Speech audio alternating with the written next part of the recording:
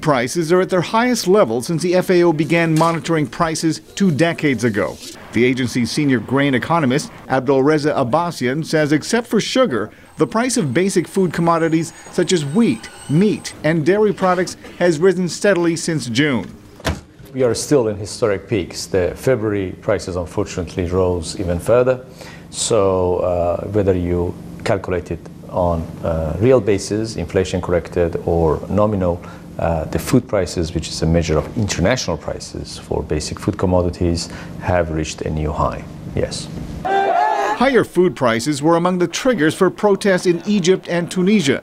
But Abbasian says higher oil prices due to the continuing turmoil in Libya are making matters worse.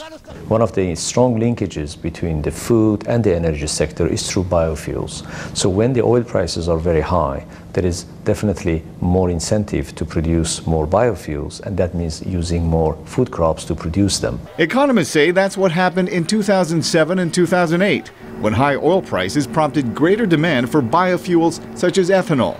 The international aid group Oxfam says millions of people around the world are sliding into poverty as they struggle to pay for basic foods.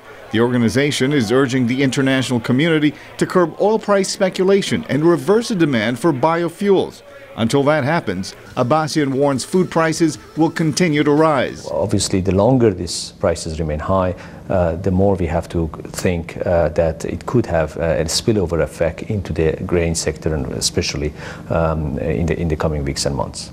Abbasian says a major difference between the current situation and the food crisis of 2008 is that the price of rice, a staple for half the world's population, has risen less than 4% since last year. Wheat prices, on the other hand, are up 60%, while corn, a major ingredient for biofuels, has risen 93% since last year. Arcega, VOA News.